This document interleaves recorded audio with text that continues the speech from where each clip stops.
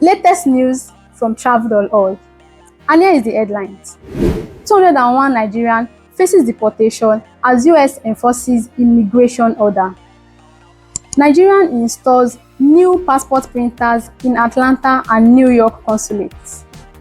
New Hyde Park restaurant showcases African diaspora cuisines. Now the news in details.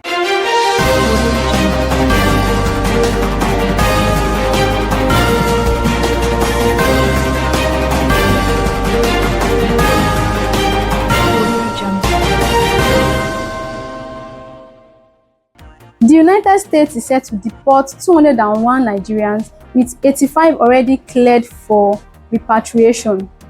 According to Ambassador Richard Mills, the deportees include convicted criminals and immigration violators.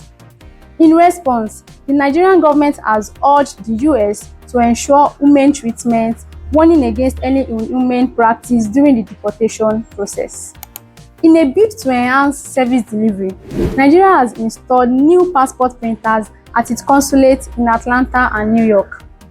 Interior Minister Tunji Ojo stated that this initiative aligns with the ongoing reforms to improve efficiency in passport processing. Nigerians in the US can now expect a faster and more streamlined application experience. Mahari, a newly opened Hyde Park restaurant in Chicago, is bringing the rich flavors of the African diaspora to the city. Led by Chef Rahim Mohammed and his partners, the restaurant offers a diverse menu featuring dishes from Nigeria, the Caribbean, and beyond.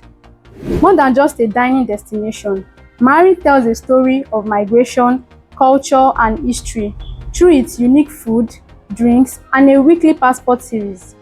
Mahari offers more than just a meal, it's an impressive experience. And that will be all for this week Travul.org news update.